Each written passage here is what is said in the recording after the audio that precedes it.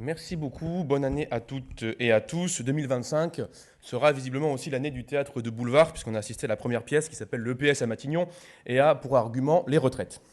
Vous avez suivi la discussion qui court depuis maintenant quelques jours, que je peux vous résumer assez rapidement.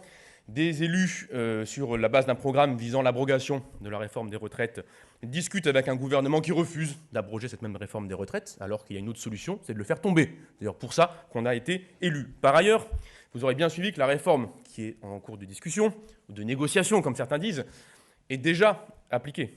C'est plus 3 mois tous les ans, et c'est le cas depuis septembre 2023. Ce qui signifie que certaines se prennent de plaisir à négocier sur 2-3 ans avec des gens qui ne seront plus là dans 2-3 mois. Donc cet état de négociation est évidemment extrêmement étonnant. Et si je devais vous résumer ce grand moment de la vie parlementaire, ce serait peut-être en revenant sur les différentes étapes de cette soi-disant négociation qui aboutira ou évidemment n'aboutira pas dans les heures qui viennent. Alors, il y a une quinzaine de jours, il y a plutôt quelques mois, on va démarrer sur le tout début, la gauche, le NFP, a gagné les élections législatives sur l'engagement d'abroger la réforme des retraites à 64 ans. Et à l'époque, la ligne rouge de toutes les formations politiques était nomination d'un ou d'une première ministre du nouveau Front populaire. Puis arrive le projet de loi de financement de la sécurité sociale. Nos amendements gagnent. On met 15 milliards d'euros dans les caisses de la sécurité sociale et on met entre 5 et 7 milliards d'euros dans les caisses de l'assurance vieillesse. Dès lors, il n'y a plus aucun enjeu de financement des retraites puisque le financement est assuré par nos propres victoires au Parlement.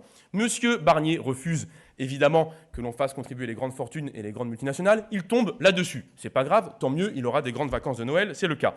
S'ouvrent des négociations à partir de janvier entre le Parti socialiste, visiblement, en tout cas une partie du Parti socialiste, et M. Bayrou. Alors au début, l'enjeu est de suspendre la réforme des retraites pendant 1 an, puis la suspendre pendant 6 mois, puis la suspendre pendant 6 mois dans 1 an, puis la suspendre pendant 6 mois dans 1 an avec une conférence sociale de financement, puis seulement à la condition qu'aura lieu une nouvelle réforme qui établirait la retraite par points, ce que nous avons toutes et tous refusé, puis je ne sais pas quelle sera l'étape finale tout à l'heure, peut-être diront-ils qu'ils abrogent la retraite à 64 ans en l'établissant à 65 ans. Bon, tout cela est évidemment une tambouille absolue qui ne mérite que assez peu de temps parlementaire. Face à ces logiques de compromission totale et d'abandon du programme du NFP, il y a une solution simple, c'est la censure. Tout Premier ministre qui s'accroche à la retraite à 64 ans doit partir avec sa réforme. Et c'est ce que nous ferons d'ici quelques jours en votant la motion de censure.